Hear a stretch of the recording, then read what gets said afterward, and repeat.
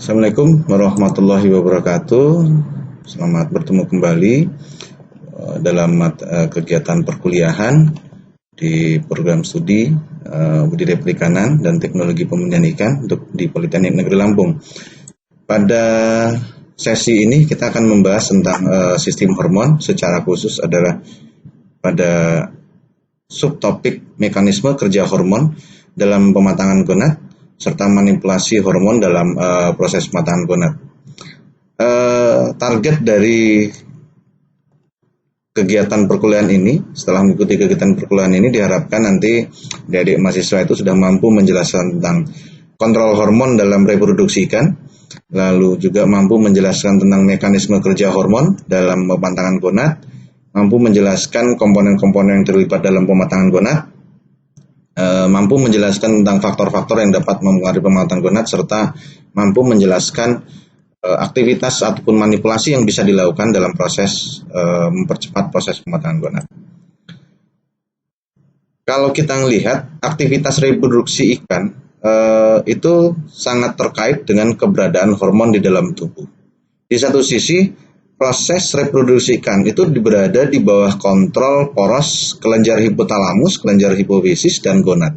Jadi tiga poros inilah yang sangat mempengaruhi proses reproduksi di dalam tubuh.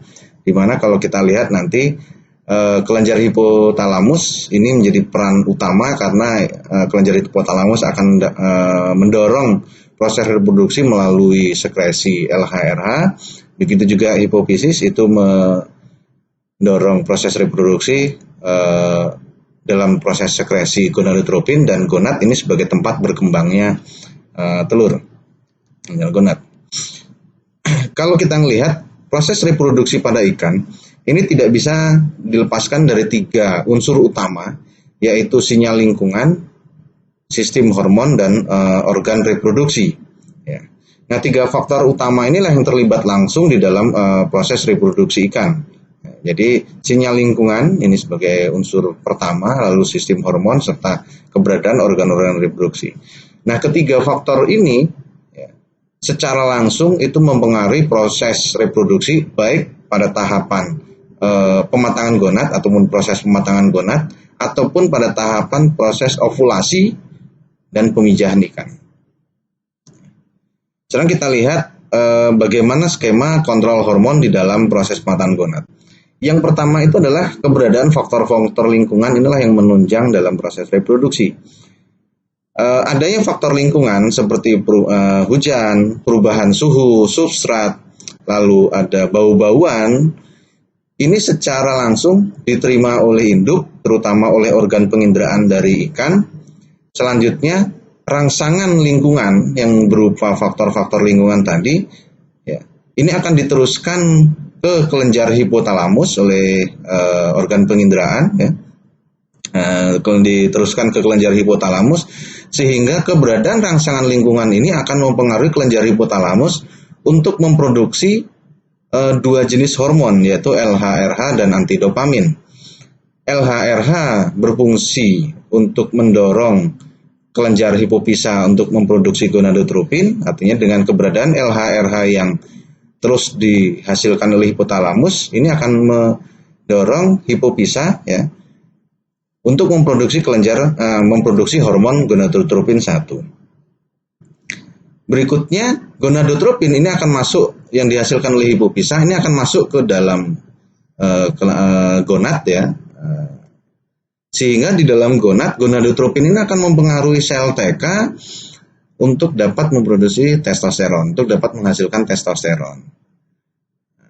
Nah, testosteron yang dihasilkan oleh sel TK ini selanjutnya diubah oleh enzim aromatase di dalam sel granulosa menjadi hormon estradiol 17 beta. Nah, hormon estradiol 17 beta yang dihasilkan oleh sel granulosa yang pada gonad, ini selanjutnya akan dibawa darah masuk ke dalam hati untuk menunjang proses fitolegenin atau sintesis fitolegenin pada hati.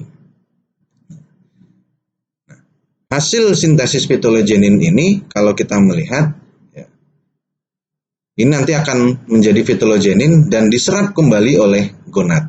Jadi kalau kita melihat dari skema ini ada faktor lingkungan yang sangat menunjang dalam memberikan rangsangan, ya, memberikan rangsangan kepada ikan.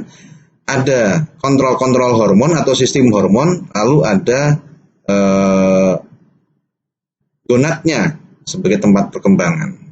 Jadi kalau kita melihat secara ulang secara utuh, faktor lingkungan atau adanya rangsangan lingkungan baik berupa suhu, perubahan suhu, hujan, adanya substrat atau bau-bauan, ini akan diterima oleh organ penginderaan, lalu organ penginderaan sinyal-sinyal lingkungan ini akan diteruskan ke kelenjar hipotalamus sehingga merangsang hipotalamus untuk mensekresikan LHRH.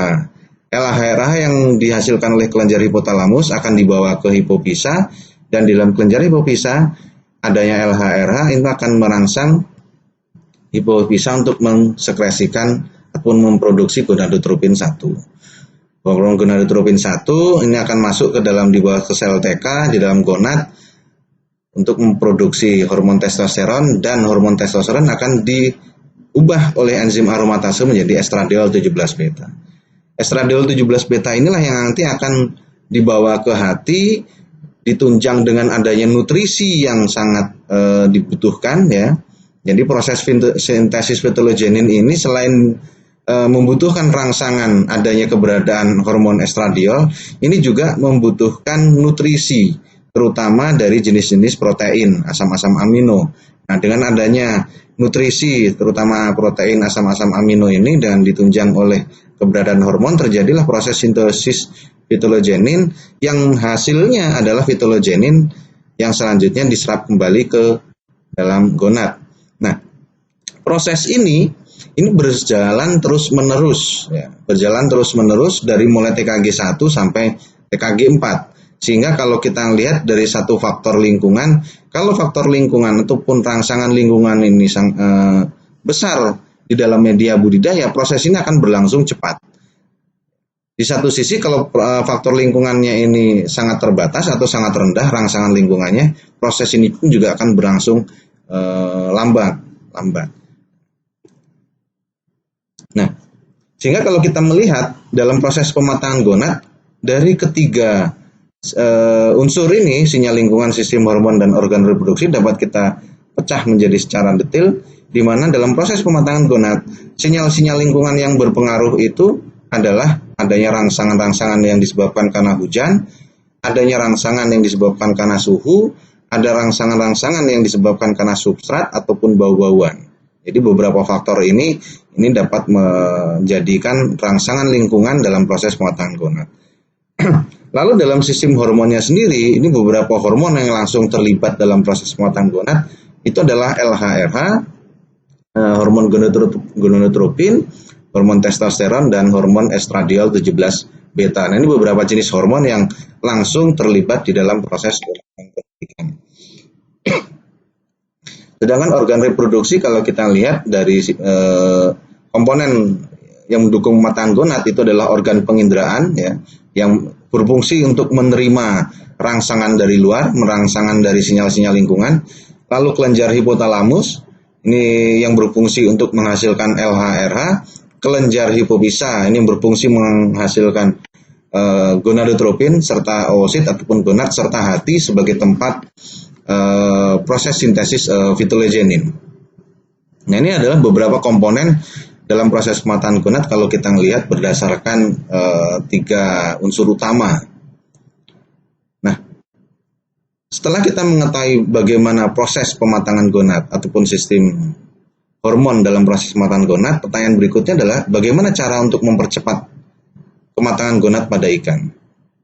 Kita lihat ini adalah skema yang tadi, ya, skema utuh di, proses kontrol hormon dalam proses pematangan gonad yang kita bisa saksikan. Dan dalam menjawab bagaimana kita melakukan proses pematangan gonad atau mempercepat proses pematangan gonad, tentu saja kita bisa mengacu kepada skema ini. Yang pertama, tentu saja kalau kita lihat tadi ada tiga faktor, ya, ada tiga unsur utama yang bisa kita lakukan dalam memacu proses pematangan gonad. Yang pertama adalah faktor lingkungan, yang kedua adalah sistem hormonnya, dan yang ketiga adalah bagaimana kita memacu proses sintesis fitologenin. Jadi 3 faktor utama inilah yang bisa kita lakukan untuk mempercepat proses pematangan gonad. Sehingga kita bisa melakukan dari 3 faktor utama ini, kita bisa melakukan rekayasa lingkungan untuk mempercepat kematangan gonad, lalu melakukan rekayasa hormon, dan melakukan rekayasa pakan. Ini tentu saja berdasarkan prinsip dasar dalam skema kematangan gonad atau kontrol hormon dalam proses pematangan gonad. Nah, ini skema kalau kita melihat skema rekayasa pematangan gonadnya, ya. Jadi kalau kita lihat tadi sinyal-sinyal lingkungan ini menjadi satu faktor pendorong utama. Jadi kita juga bisa melakukan rekayasa lingkungan di sini. Lalu tidak bisa dilepaskan adalah keberadaan nutrisi, ya, keberadaan nutrisi terutama dalam memacu proses sintesis fitologenin, ya. Jadi kita juga bisa melakukan rekayasa pakan serta keberadaan hormonalnya yang tidak bisa kita hilangkan. Jadi kita juga bisa melakukan rekayasa hormonal. Nah, targetnya adalah di ikan ini dengan adanya rangsangan lingkungan ditunjang juga dengan pakan yang baik yang digunakan untuk baik untuk proses sintesis fitologenin maupun untuk proses metabolisme tubuh yang ditunjang dengan hormon, sehingga pada akhirnya proses pematangan gonad yang terjadi di dalam gonad ini akan berjalan lebih cepat. Ini adalah skema umum bagaimana kita melakukan rekayasa pematangan gonad. Ya, sekarang kita lihat beberapa faktor yang dapat mempengaruhi perkembangan gonad pada tubuh ikan. Tadi sudah kita bahas juga bahwa beberapa faktor yaitu adalah faktor lingkungan seperti hujan, perubahan musim, perubahan suhu, substrat, ataupun petrikor ataupun bau-bauan. Ini adalah beberapa faktor lingkungan yang dapat mempengaruhi pematangan gonad. Nah, perubahan lingkungan ini, kalau kita kembali tadi ke pembahasan sebelumnya, ini menyebabkan rangsangan secara khusus yang akan diterima oleh organ penginderaan pada ikan. Nah, rangsangan inilah yang nanti akan diteruskan oleh organ penginderaan ke kelenjar kelenjar hipotalamus. Kalau dalam proses faktor lingkungan ini ataupun rangsangan lingkungan ini bisa kita manipulasikan, sehingga dampaknya adalah rangsangan-rangsangan yang diterima oleh organ penginderaan itu akan semakin besar. Jadi kita bisa melakukan manipulasi dalam proses lingkungan. Lalu yang kedua itu kaitannya dengan nutrisi. Rekayasa nutrisi bisa kita lakukan. Kenapa? Nutrisi sangat berperan dalam proses fitologenesis, yaitu sebagai sumber energi ikan dan sebagai bahan yang dibutuhkan dalam pembentukan hormon. Jadi dengan kita menambah nutrisi yang sesuai dengan kebutuhan, ini akan secara langsung proses fitologenesis akan bisa berjalan lebih cepat. Yang ditunjang juga dengan pada saat kita ikan melakukan proses metabolisme, ini dibutuhkan energi yang berasal dari nutrisi. Nah, beberapa jenis nutrisi yang sangat berhubungan dalam proses pematangan gonad itu seperti protein, ya. Sehingga dalam proses pemeliharaan induk atau pematangan gonad sebaiknya kita memberikan protein dalam jumlah yang tinggi, ya, berkisar antara 30-46%. Ini saya mengacu kepada Watanabe tahun 1984, ya. Jadi kita bisa memberikan protein pada ikan terutama pada induk itu dengan kadar protein yang tinggi. Harapannya dengan tingkat protein tinggi, asam amino di dalam pakan tinggi, proses penyerapan asam amino di dalam tubuh, terutama di dalam hati untuk menunjang proses fitologenesis akan berjalan lebih cepat. Selain itu juga, selain protein juga dibutuhkan lemak atau lipid. Ini fungsi utamanya adalah meningkatkan laju pematangan gonad dalam proses pertumbuhan gonad. Selain itu juga ada mineral ataupun vitamin. Jadi inilah beberapa komponen yang sangat menunjang di dalam proses pematangan gonad ikan. Lalu yang ketiga adalah hormon. Kematangan hormon kalau tadi kita lihat adalah kita bisa kematangan hormon pada ikan itu diatur oleh beberapa jenis hormon, yaitu GTH, LH-RH, testosteron, dan estradiol. Sehingga ketersediaan hormon di dalam tubuh ikan yang hasil dari sintesis itu sangat dipengaruhi nutrisi pakan dan dikonsumsi oleh ikan. Nah, kalau kita bisa meningkatkan jumlah hormon di dalam tubuh ikan, tentu saja proses pematangan gonad akan berlangsung lebih cepat. Jadi ini beberapa hal yang bisa kita lakukan secara umum dalam proses memacu proses matang donat, yaitu dari sisi rekayasa lingkungannya, kita bisa memacu rekayasa lingkungan, lalu kita bisa memacu juga rekayasa hormonalnya dengan memasukkan hormon ke dalam tubuh ikan, serta kita bisa memacu dari sisi nutrisinya dengan memberikan nutrisi yang baik. Nah, itu mungkin materi yang dapat kita sampaikan pada sesi kali ini. Terima kasih. Assalamualaikum warahmatullahi wabarakatuh.